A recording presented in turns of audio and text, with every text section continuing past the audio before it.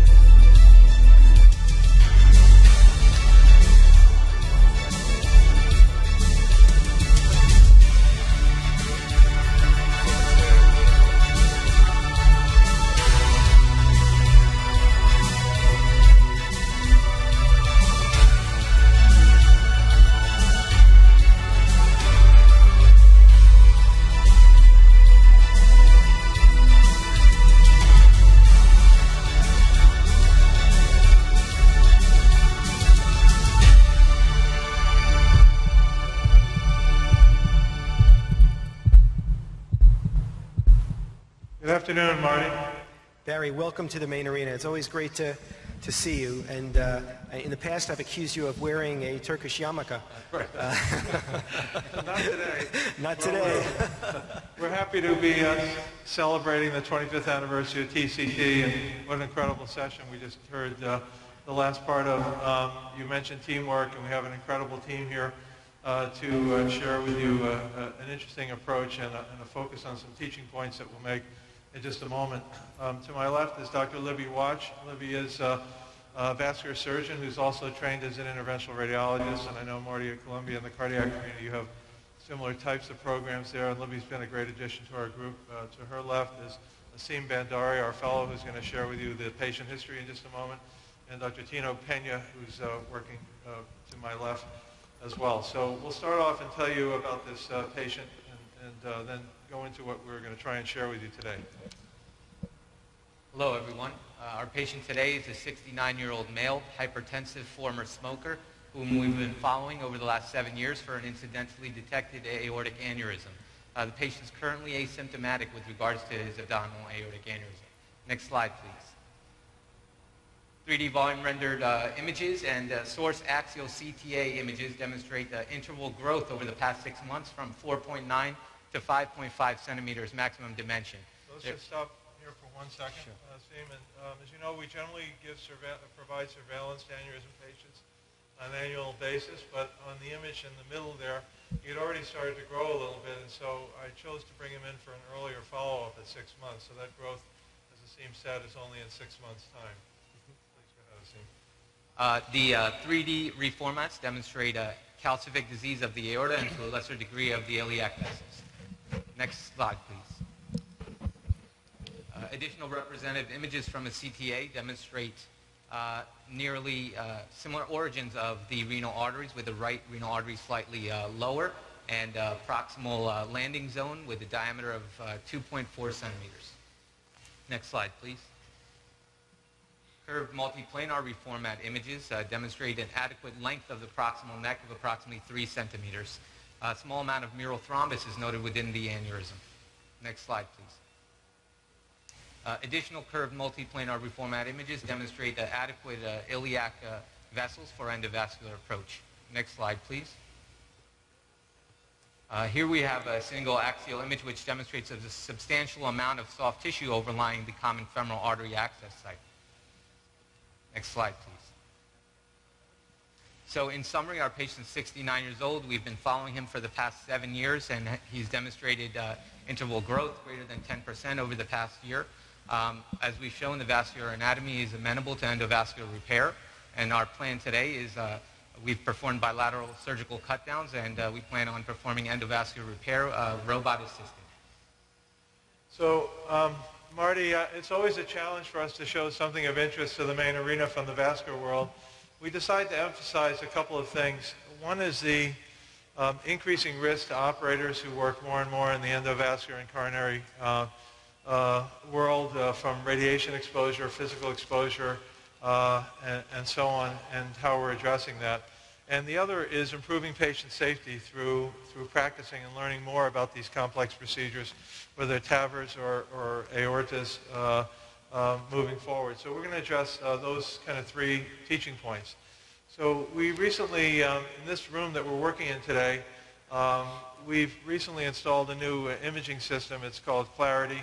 And we're experiencing dose reductions just from changing this system of somewhere around 50 to 70%. Sometimes we have to put, you get right up against the flat detector, and our dose-aware badges, which we traditionally wear, fail to register anything. So that's one step we've taken to reduce dosing, X-ray dose in the environment. We've also reduced frame rates across the board throughout the Institute, which has had the effect of 25 to 30% reduction. And then we're going to talk to you about two other things that we're going to demonstrate today. If I get on the next slide, please.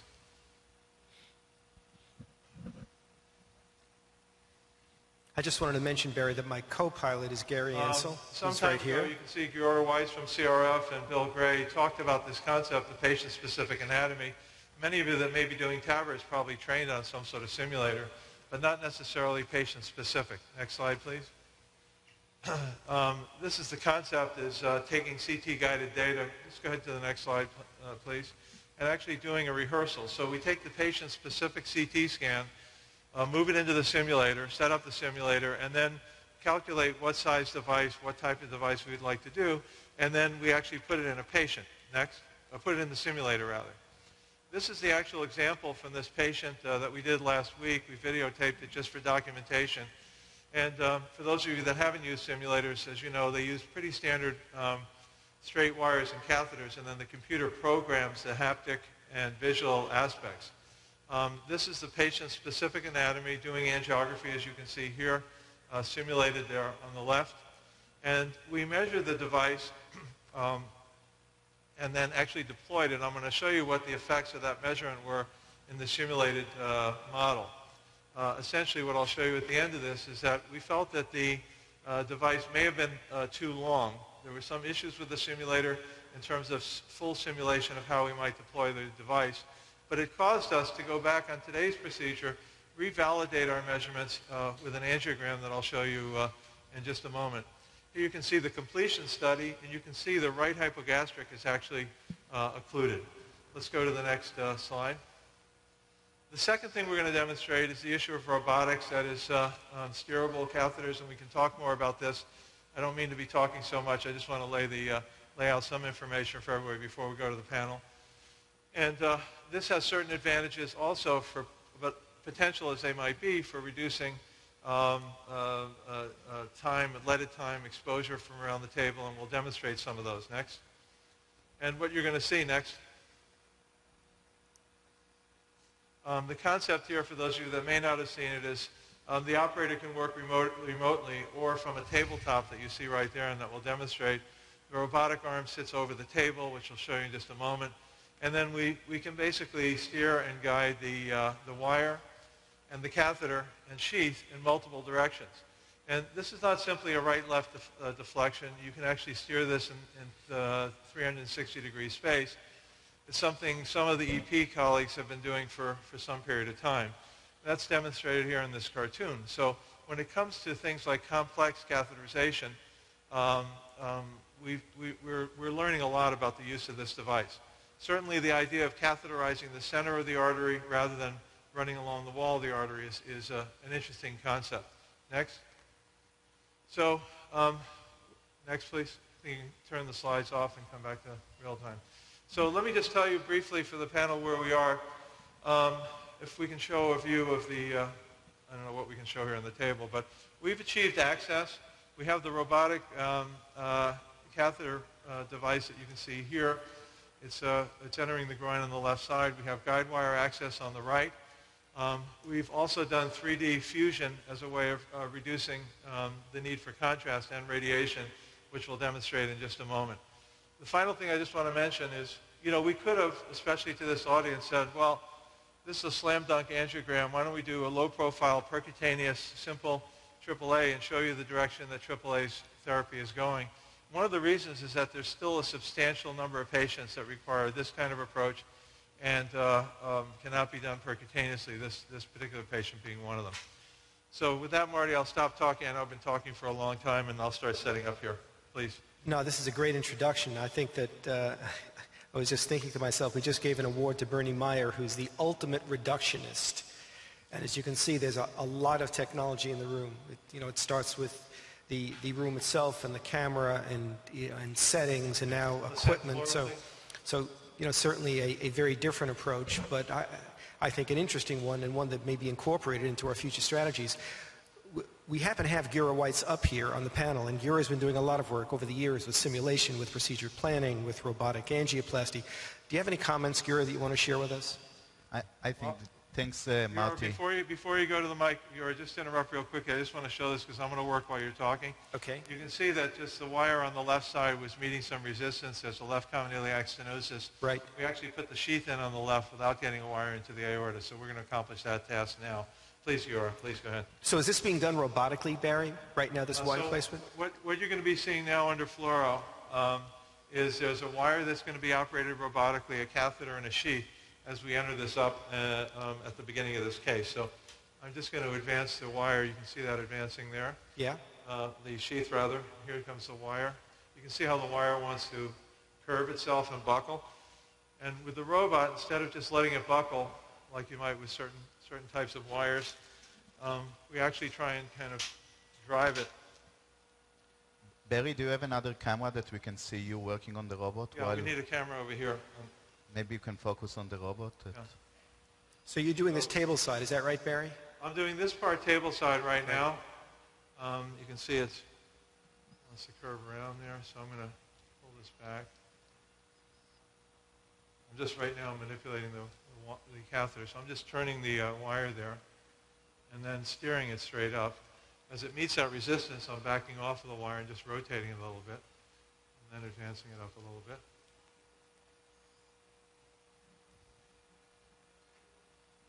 Okay, so the next thing I can do now is just advance the, I've made it around through that area, and now I can advance the catheter through. You can see it straighten out the common. This is an angled glide catheter. This is called the leader, and then what I'm going to do is advance the sheath.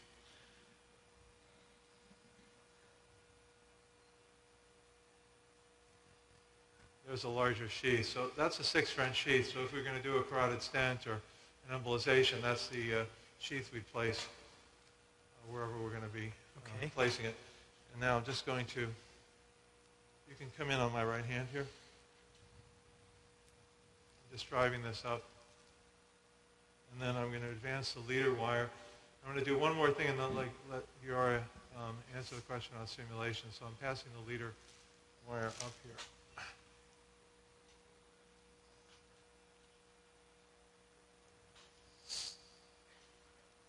When I get to the level of the renal artery, the reason we're using it now is to introduce this earlier in the workflow. So I can do a couple of things.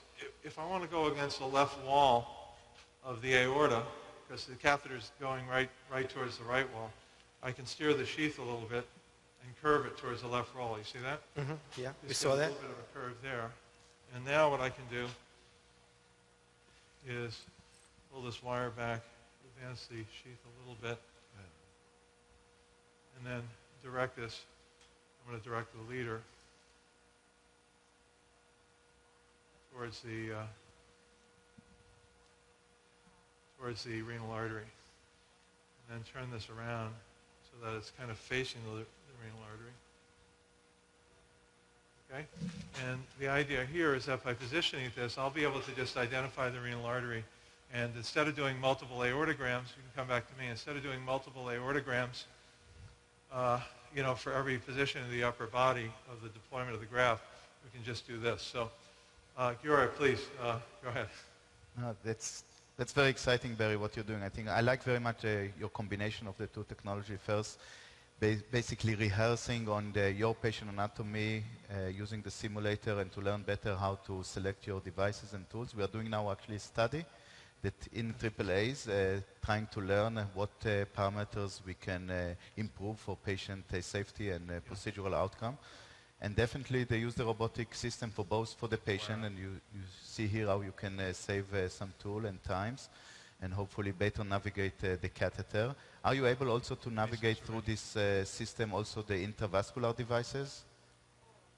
Or just or is it just for the guiding catheter and the wire at this time of No, point? you can put other things. We've done embolization. We've put amplificers through. We've done a number of things. I'm just going to... Is the time of the procedure the same than a traditional procedure, Barry, with this device? Hang on one second. Yes, at this point with the learning curve, hang on one second, I'm just going to...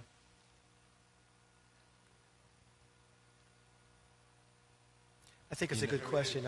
I think the He's being likelihood... done under conscious sedation, by the way. Okay. Marty, it's funny that the simulation has gone so far that even at our institution we now have a multi-specialty credential that it was the overlap of your previous session about so many people not doing enough procedures. We've now instituted simulation into the credential so that if you do 70% of the numbers with acceptable outcomes, you can do the rest of it with simulation, get Proctor I case, and you're back on track. So you can see I'm just trying to localize the renal artery here. The right lower renal artery is the lowest.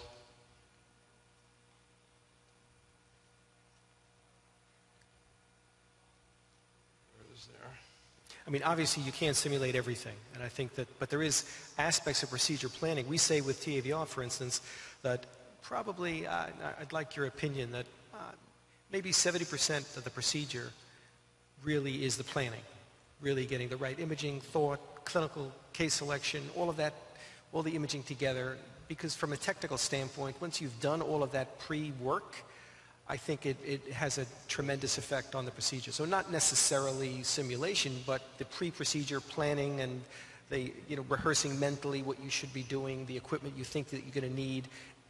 Am I being overly optimistic or simplistic? Chaim, what is your thought? I think you're definitely right. We're in an era that the procedures are so complex and so expensive that it becoming an integral part first of the training. Before touching the first system, you need to undergo simulation. It teaches you well the order of the procedure. What are the necessary steps? And I think that in this way, combining, co-registering the CT scan data and maybe the echo data as well, may help you bring the procedure to a very short and cheap course compared to how it can run. So we're definitely going to see more of this. What we're doing now is, so this is just using the robotic leader as an alternative to pigtails. So I was sort of doing small hand injections there. I can show you, also if we can show the screen on the right, does that have a number on it? Okay, can we show them the overlay? Okay, so there you can see also the overlay view that we're using to identify the renal artery location as well. Okay, we've got one other thing. Go ahead and show that. Wire's way up. Wire's not way up. Yeah, wire's way up. Yeah, just on the left side. You got wire in the back? Yeah, we got plenty of Okay. wire. So Barry, you've had the robot for how long in your lab now? Yes. Okay, so what we're going to do is we're going to position here. Let's go back to the fluoro, please. Show fluoro. It's been in probably 3 or 4 months. We've done nearly 50 procedures with it. The things that have sort of created the bigger aha are things like carotid stents and complex embolization procedures. Okay,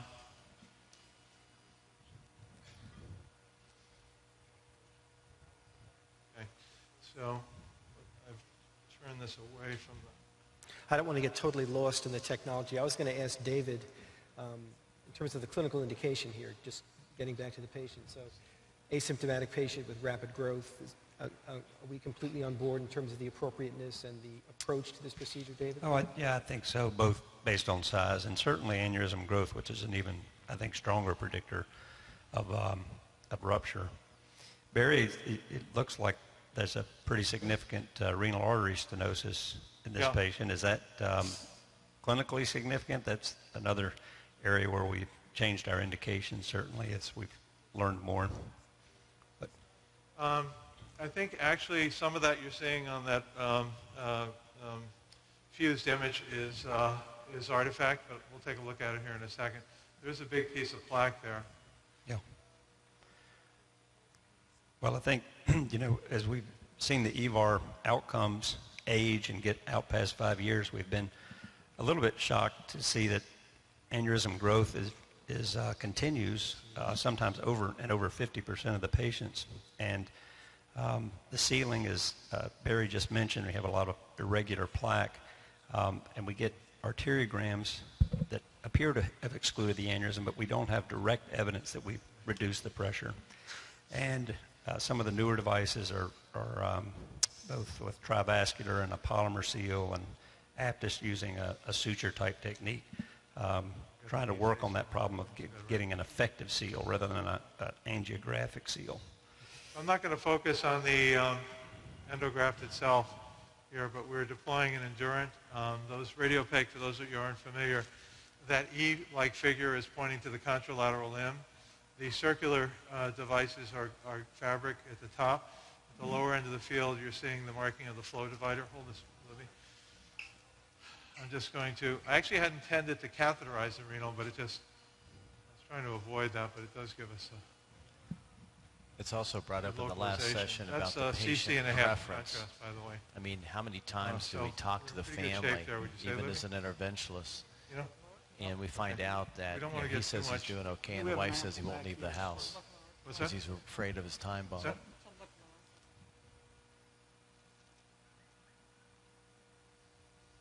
Okay, we're just going to move this down now. And we can move on to fluoro, please. Show them fluoro.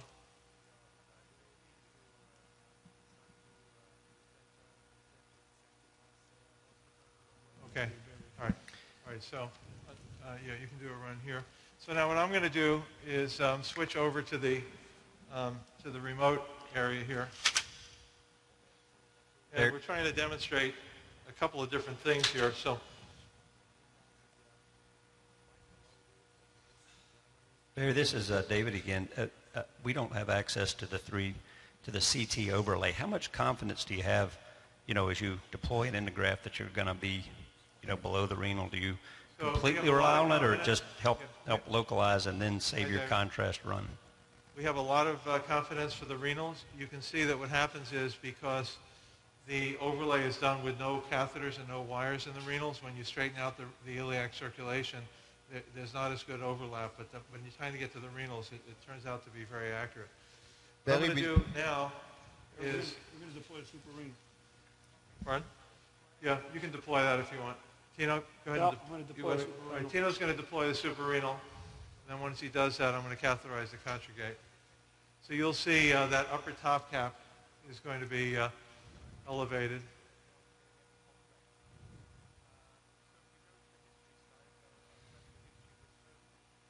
Okay.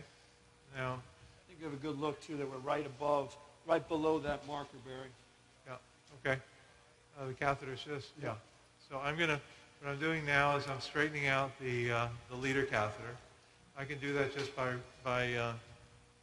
relaxing.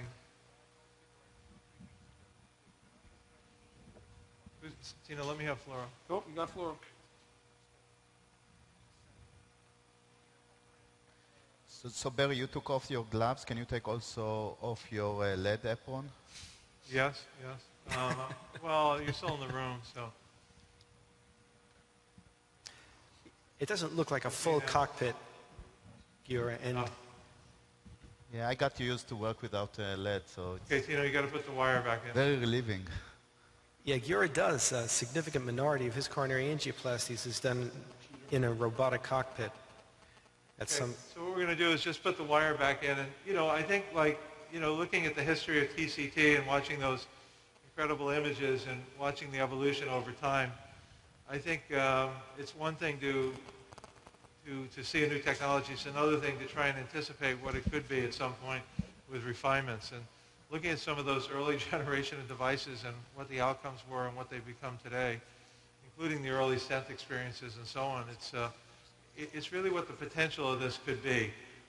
I think we need to get robotics to the point where we can do an entire procedure with it. There's definitely some advantages, particularly around the arch and great vessels that we see. Let me know when you're in, Tino. And what we're doing now is just replacing the guide wire.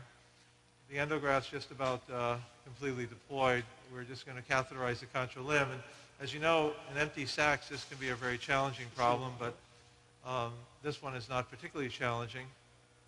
I'm just going to relax this. I just relaxed that. That's good. Okay, good, Tino. Lock it down. Bring it up here, Barry. All right.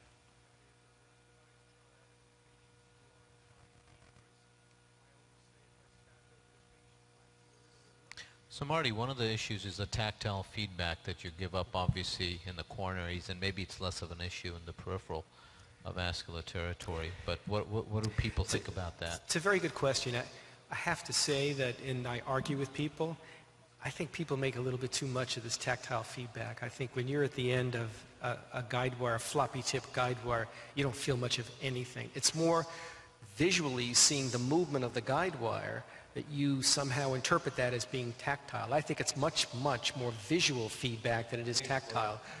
So I don't know that you lose very much. I think what you gain is the precision of control. And I think that over time... What I also believe about tactile is that I think a lot of tactile is actually visual. Yeah, you actually, exactly. You know, when you see a wire hit something on fluoro. Yeah, when we work with fellows and when they don't move the wire well, you see that before them, even that they don't know they don't move Right, the I was wire. just about to say that. We experience that every day when you see the fellows and you know exactly what they should be doing and you don't have your hands on the wire. Okay, so what we're going to do is something we do a lot. Watch the C-arm. I'm moving the C-arm. We're clear. I really love this idea of focus on radiation safety. I was at a steering committee meeting on Saturday looking at a whole variety of new ways to be able to reduce radiation exposure to interventionalists. It is actually a significant health problem, and it's something that we have to somehow elevate as importance. It looks like we're there, but we're actually not there. So I'm going to direct this catheter a little bit more in that direction.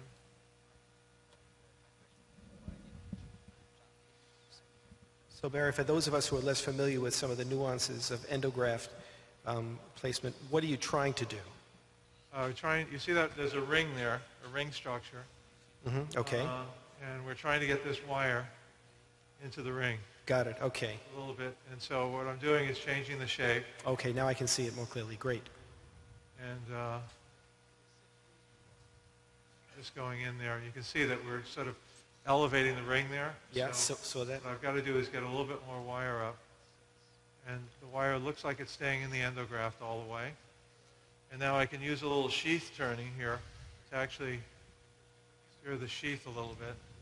Barry, we might see it better if we don't have the 3D overlay.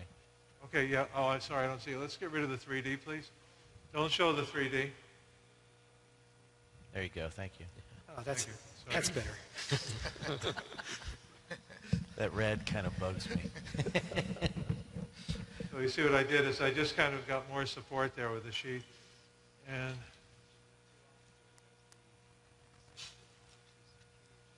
we can just, I'm driving this all from here, by the way, including the C-arm and so on. And now once I'm in the endograft, I can do what we would do with the pigtail, which is basically put it into a curved position. Pull the wire back a bit,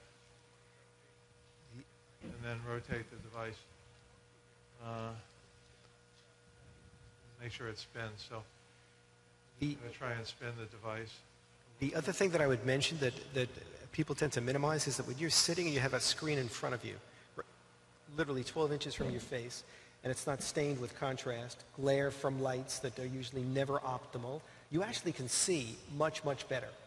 So forgetting about anything else, I think you really can see what you're doing much better when you're sitting in a cockpit close to a screen that's high definition without distractions. And it cuts So down now- the cervical now we neck basically- injuries of looking up all the time. Yep. Catheterize everything. We're getting above, and now we're going to go ahead and put a super stiff in and continue with the procedure. So if that was, go ahead and take that wire out. The wire, we'll put a super stiff in.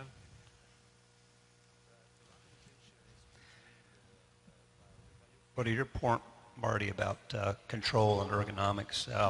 Just from doing, when we operate on tibials, or if we do microsurgery, which I did in the lab for a while, it's very much about, there is no tactile feedback at all. It's all visual. And so it's all about illumination and magnification and getting your arms resting on a solid surface so that you can use the incredible control that you have in your hand rather than your arm muscles. So these are really sort of microsurgical principles, but I think they're applicable to some of these more delicate and nuanced endovascular procedures. Some of the things that have been seen experimentally by the group at Imperial College in London have been looked at, have looked at actually vessel wall touches. I'll get it in a minute. Just leave it. Just leave it. What happens comparing, let's say, an interventional cardiology fellow or radiology fellow doing an arch and carotid vessel with a diagnostic catheter versus a robot, and looking at the amount of wall hits at the innominate artery, the other vessels, things in the arch, and so on.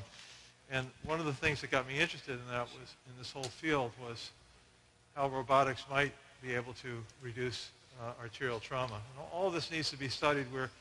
We're starting the ROVR registry and looking among users at trying to get the kind of prospective clinical trial that'll show whether there's meaningful benefit or not. So we hope perhaps next year to have real information on this. As I said, my own kind of aha moments have been surrounding actually arch and carotid work.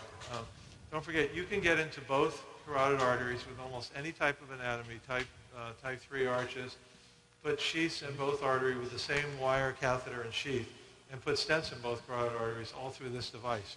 So that's one area, that's a possibility. We've shown some very complex.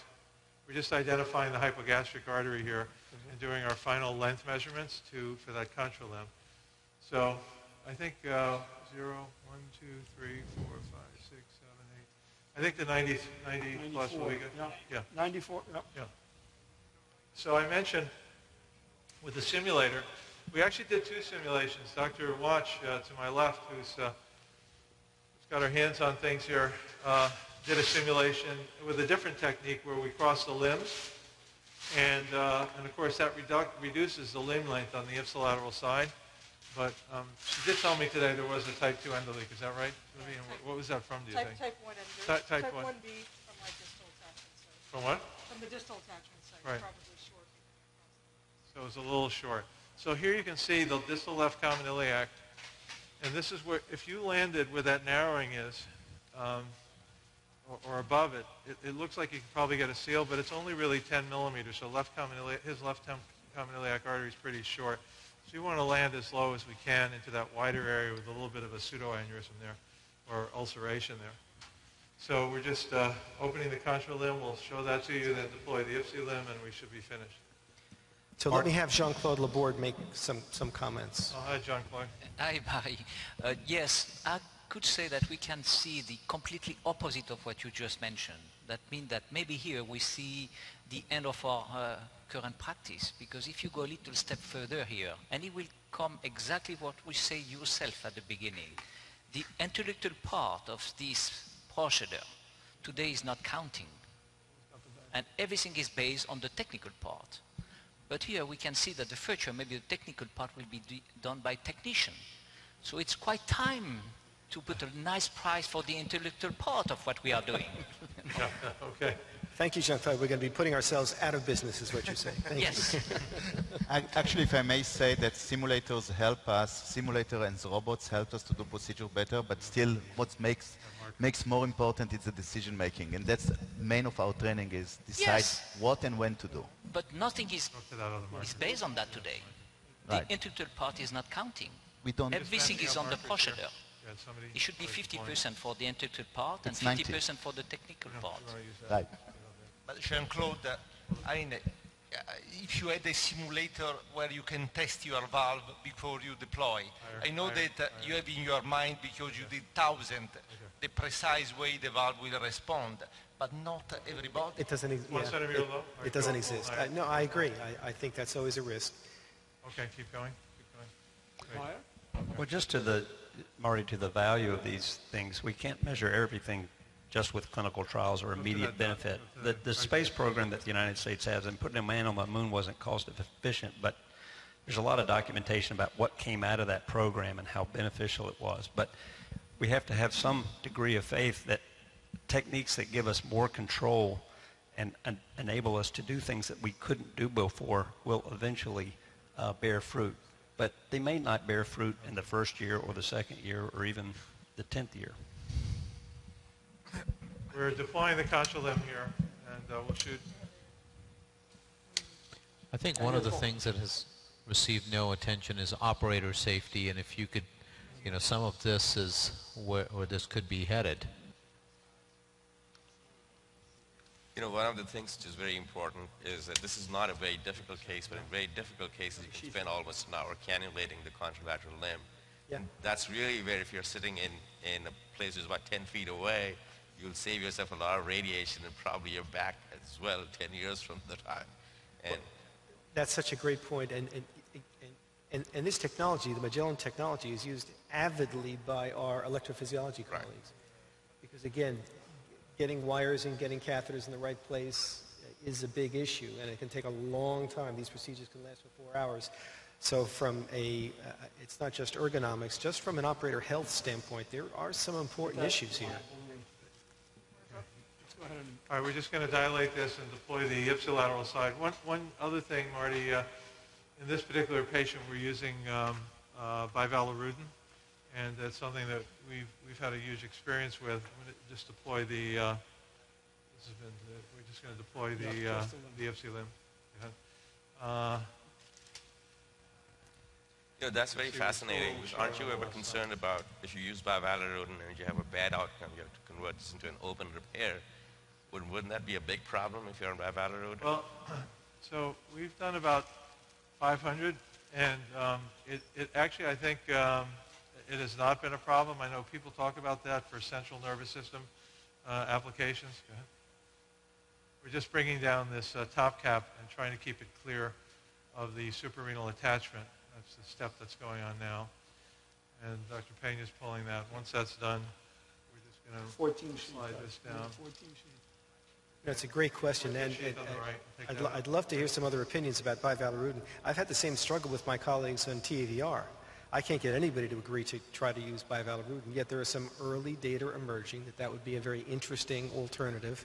But just to get the clinical trials done, there's such a concern about a vascular complication and the inability to immediately reverse that. But it's, you know, it's an interesting question. And we're on the PAD side. I think you're aware, Marty. We just started in September. The first patients in on the Endomax trial. That's right. It's going to be the largest peripheral trial ever done. Actually, 3,900 patients with CLI, carotid disease, and claudication. Prospective, randomized, double-blind, double-dummy study of heparin versus bivalirudin. So our sense, actually, among these 500 patients, is that it's actually safer. I mean, but we've never been able to actually prove it. Hold the wire, please. Got it. So Barry, would that vary with the procedure? I mean, here you've got an aorta that if you could dilate that aorta and you get a rupture, you can't reverse the anticoagulation versus access complications, which we know bivalirudin certainly will typically decrease. Well, but I think the reversal of heparin is a little bit psychologic too, because it's not dose for dose, and you don't know exactly what. Do you see any increased incidence of small type 1 endoleaks when you use bivalirudin compared to heparin? Yeah. So in 2010, at exactly this point, we ruptured the aorta in a live case at TCT. The patient was on bivalirudin. We prepared the patient for surgery, obviously to open the abdomen, and we had the whole thing cuffed and closed in in a little under 8 minutes. The patient went home in 2 days, so obviously the surgeon didn't have to open up. But I don't know, Libby, you never worked with bivalirudin before. How do you find it closing the groins and dealing with things? Do you notice any difference? I rarely reverse heparin when I'm closing the groin anyway. I usually try to stop it 20 minutes before. I've noticed no difference, no problems with it. We're going to need an extension on this left side, right? We used to have a lot of anxiety doing lower extremity bypass surgery because we occasionally used lytic drugs. There was a lot of anxiety, and really that was never a problem. We got to be very aggressive intraoperatively using active thrombolytic agents without major bleeding complications. I think the concerns are exaggerated, but there is a credibility gap that people are going to have to overcome. There's an anxiety gap that people are going to have to breach. It's the same thing with neuro intervention in stroke and carotids. You know, people have the same anxiety if you're treating a stroke and doing carotid disease and there's an intracranial hemorrhage. You know, what do you do, or how does that affect it? And there's some actually interesting data about that. It's published actually in JACC this year, looking at the NCDR registry and comparing those patients that were treated with heparin. No, let's do the clinic. In fact, the featured clinical trial of today was the Euromax study, and again, another positive bivalirudin study. So statistically significantly better. And it's a match pair analysis. It's not like a prospective randomized trial. But yeah, there's a lot of open questions about it, but I'm just mentioning it because we are using it. Mm-hmm. No, it's interesting. Okay, you can see that the left limb is short, and it's pretty much what happened in the simulation. So I'm a little, I guess we thought that the short limb was due to crossing the limbs, but in hindsight, we needed a longer limb. So we'll have to correct that. Let's put a straight flush up the right side. Marty, I'm not sure what the time is left on our case because we started a little off. Well, it turns out that our next site is doing a particularly difficult case, and they asked if they could have a little bit more time to get prepared. So you know, we can chat here for a little bit longer, and you know, we'd love to watch you work. Get ready to hook up. Ready to hook up. And again, we've tried to show you some of the technologies that hopefully can reduce, improve patient safety and reduce radiation exposure in the lab while maintaining quality. So thank you all for your attention. Congratulations again, Marty and Greg, for TC25. Barry, thank you so much. Really a great visit to one of the great, you know, vascular sites in the world. So thanks, Barry. It's been really a wonderful transmission. Really appreciate it. Thanks. Have a great day.